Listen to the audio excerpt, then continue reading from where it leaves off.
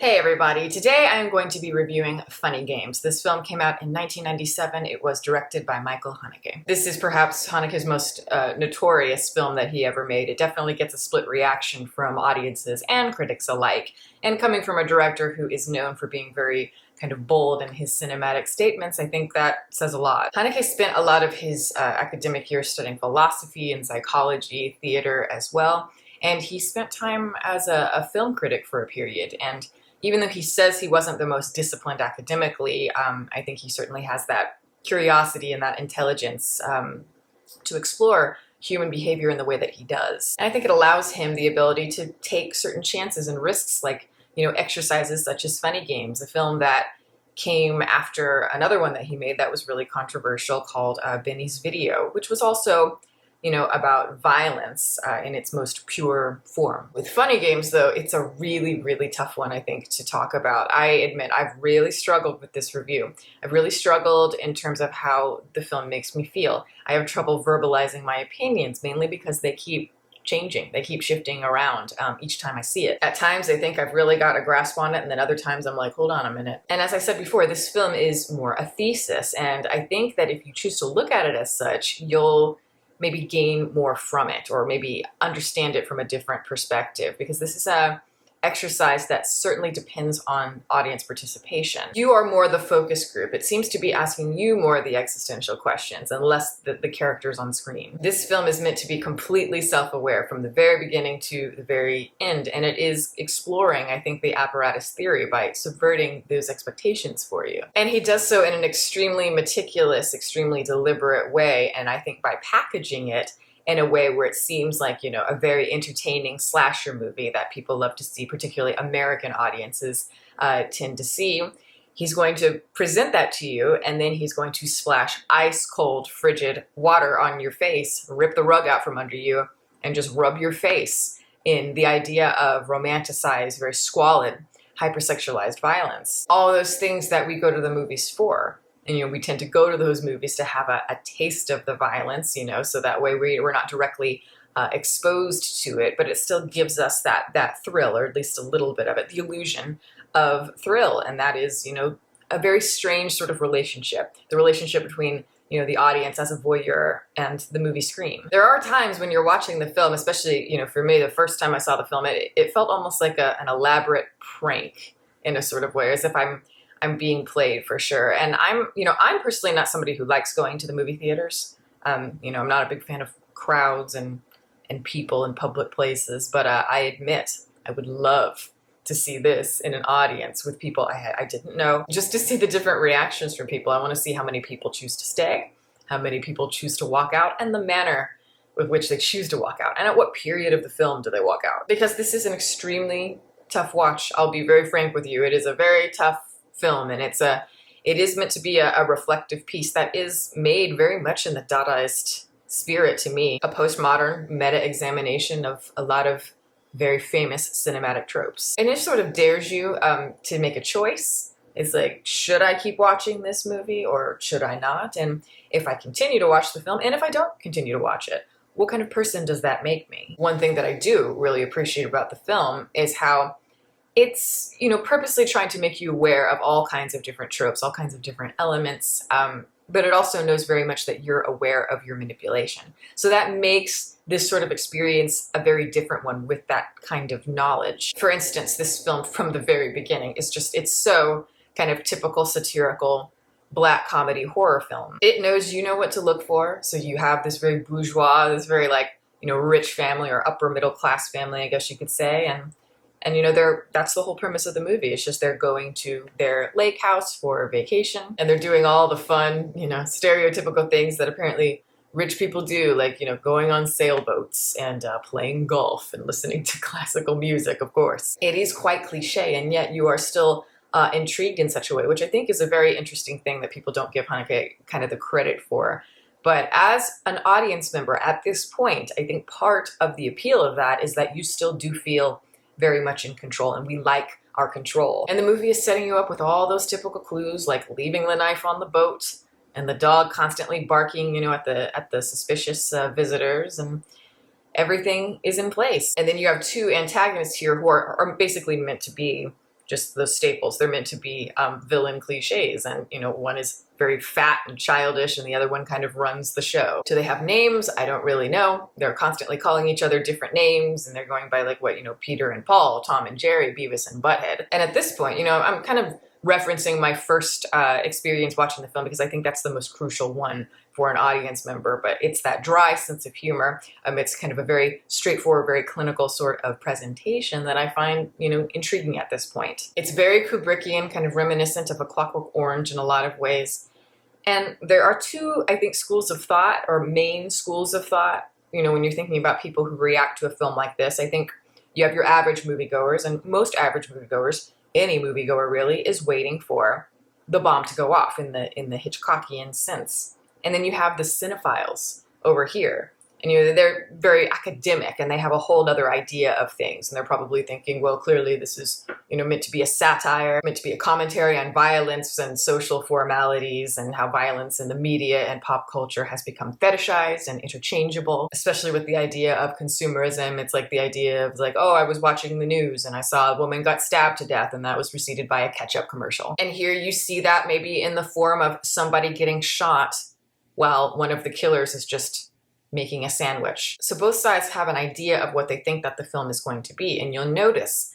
And one of the things I find most appealing about it is the camera and the camera movement, because there is barely any. It stays as far away from the emotion as possible. It does not guide your feelings in any sort of direction. And the fact that the camera remains static throughout the movie, never changes the rhythm, doesn't, become faster with quick edits and things like you typically expect, is part of what is so bone-chilling about it, because no matter what happens on screen, the camera never changes. It's all a part of that subversion of expectations. And as an audience, you think you're going in watching a movie that's going to have a lot of, like blood and gore and that sort of thing. But you actually really don't see that much violence on screen. And that's also part of the subversion of it. It's kind of like, if somebody gets whacked in the leg with a golf club, you may see the golf club going down, but you don't actually see it strike the leg. You just see the victim falling to the ground. You hear the sound, which makes you think that you actually did see it, but you didn't. It's not here to show you the things in the way that you would normally fetishize them, the violence and the sex and all of that. Instead, it's much more interested in emphasizing, I think, well, the manipulative aspects of it, but also the aftermath is, I think, what's most important. The devastation of these particular acts of violence and what that can do to people. I think the scene that really encapsulated that for me initially would be, or at least, understanding what Haneke is doing, would be the scene where the wife is asked to take off her clothes. And of course, the average horror fan is picturing, oh, we're going to see nudity here, titties, all that sort of thing. And the art house fans might be more of the school of thought, like, well, the nudity will be this raw, real moment in the film. But what I love is that you don't see a single thing. The camera does not drift at all below this point. And yet later on, there actually is a scene where the wife sort of, at least partially removes her clothes, but not in the way that you think. It is after the villains leave, after the antagonists leave. She changes into something quickly so that she can, run and escape, do what she needs to do to get help. So she removes her dress again, and, obviously you see her boobs and all that. And I remember in that moment thinking, that's very interesting that they chose to do it that way, expecting to see somebody humiliated, but that you don't. And you see it maybe in a different way, in a practical way, in a way where she's not sexualized at all. So you don't get to fetishize it. And I think that is where it really starts to make sense, or at least it started to make sense for me. And when I say this is, very much an experience that needs to be had with your full attention from beginning to end, I really mean it, because, as I said, this is a very difficult experience. And it is kind of like just pure torture, just drawn out in slow motion. And as many people know, Haneke did, remake this film for Hollywood in 2007, so 10 years later. And it is literally a shot for shot, beat for beat remake. And, the reason he did this was because initially when he made the original version, he wanted it to be made in America, but he couldn't do so. And the whole point was for this whole concept to be very easily accessible to American audiences, because that's kind of the main critique that he's making here. And for me, the remake doesn't quite work for me. It doesn't quite click in place the way that this one does. this one feels so raw and real and very, very powerful, whereas that one feels a little bit measured, it feels studied and labored. And there is a slightly artificial quality to it, which I certainly think is intentional, going for that very American artificial style. It is very mid-2000s. But I think it needs to be stripped down in order for it to be more effective. I think what is so powerful about the original film is that, it feels like kind of an independent, low-budget art house film, which appeals to a certain kind of audience. And then you have these villains come in, these very stereotypical villains that are straight out of an American horror movie, and they slice through all of that logic by giving us that artificiality. So they are doing this satirical black comedy sort of routine here, while the family is living in a very, very realistic sort of world. And we are meant to sort of vicariously live through the family here. But the villains, they are, honestly, it's an actor's dream, I think, to play a role like that, because,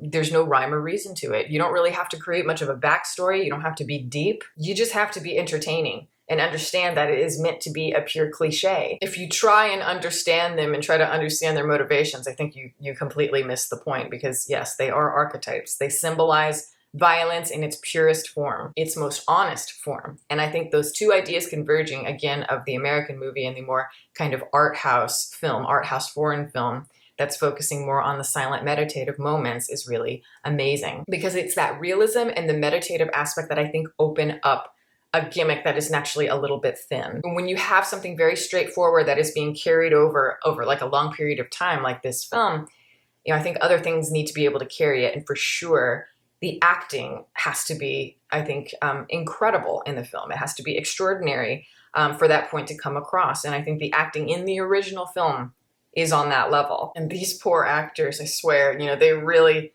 I feel bad for them, because I feel like they had to really, really, really work on this film, because they have to act out the most traumatizing, devastating scenarios. And that's what makes it so hard to watch. It's not violence. It's the scene, like that 10, 11 minute scene, that's all just one take. And you know what I'm talking about if you've seen the film. It is one of the most harrowing, most devastating scenes and single takes I think that I've ever seen, just in terms of raw emotion. And I think part of why it's so tense and incredible, it's the placement of the actors. It's the time that they take to internalize the shock is just so real to me, compared to the American remake, which is more kind of your standard horror movie acting. Not knocking those actors. I'm a huge fan of Naomi Watts and Tim Roth, but just by comparison to this one just has so much more subtlety and power. But it's that 10-minute scene where you're on the edge of your seat that I feel like, there's so much turmoil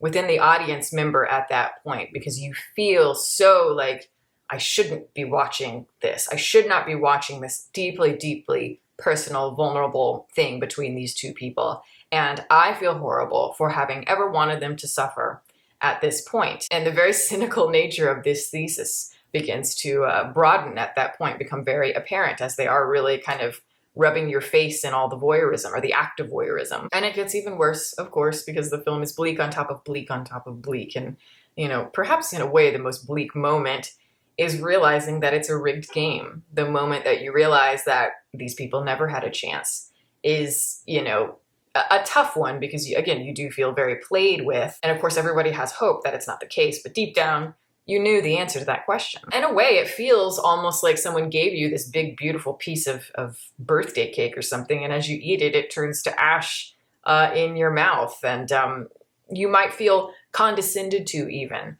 by the director here. You might feel angry at Haneke for trying to manipulate you in this fashion, in such a subversive way, and then drawing it out very mercilessly. And the detractors for Funny Games really make that vocal. They love to be very, very outraged about the film. I hear a lot of anger from it, even from very established critics. Actually, I should say especially from very established critics. And, I can sort of understand that logic to a degree. They'll see Haneke as this very kind of pretentious puppeteer who is shocking us into focusing on our morals a little bit, and then wagging his finger in our face, saying you should be ashamed of yourself for ever feeling this desire for violence and doing so over and over and over again. And again, part of me does see that this is a very thin conceit here that we're working with, and it is stretched out over a long period of time. in order to prove a very kind of seemingly obvious concept here. Yes, when I mentioned that there are all kinds of movies that do this, that explore these same sorts of themes of kind of the romanticism of the cinematic experience, there are some that I think are far greater than Funny Games, and there's some, obviously that are more complex. And yet there's something about Funny Games, and I still struggle to vocalize what it is, but it just has a power to it that I think deserves a little bit more observation, more recognition. I don't think it's as one-sided as it seems, because there is something about that meditative section, as long as it can be, or feel, I should say. It does speak to me. I think that it's the moments of love. It's these little moments amidst the horrors that are very powerful to me. Coming together to survive in a way that you have never had to even remotely before, especially when it's the most unlikely people who are experiencing it.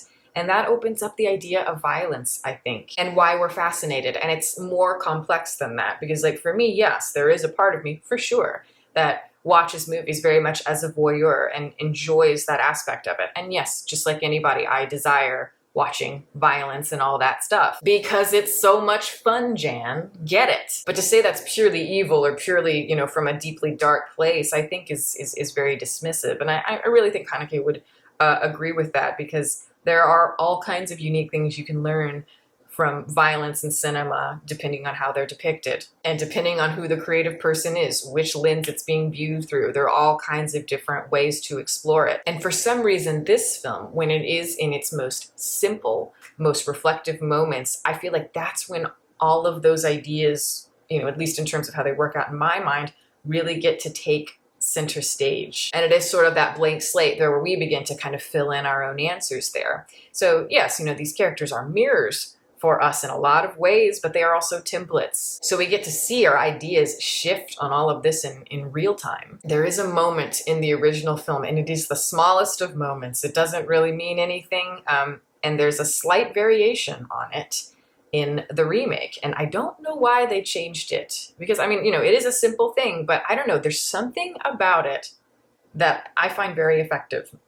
And in the original, it's where the villains leave for a period, and the dad is sitting there and he's blow drying the phone so he can try to get it to work again. He's in the kitchen, and as he's doing it, he grabs a little piece of bread and he eats it. And there's something about the way the actor chews that bread that I think is just so full of everything. That whole just chewing that bread is a journey of emotions. It's this feeling of instant gratification in the most natural, most primal sense, it's nourishment for your body, because you have to think about what these people have gone through, all of the stress, and what that, that takes its toll on you as well. And they hadn't, they were just getting ready for dinner. But that fleeting moment of gratitude, and that fleeting moment of just, electricity, life just so quickly dwindles as everything else comes into his mind again. The tragic events that have just happened suddenly resonate. I think it puts life into major perspective, because it's think about where these characters started at the beginning of the movie and where they are by the end of it. These motherfuckers were so privileged, cooking their steaks and everything about 10 hours ago, and now just the littlest piece of bread gives you life. Now in the remake, Tim Roth does eat the bread and he spits it out. And I think, whichever version you prefer.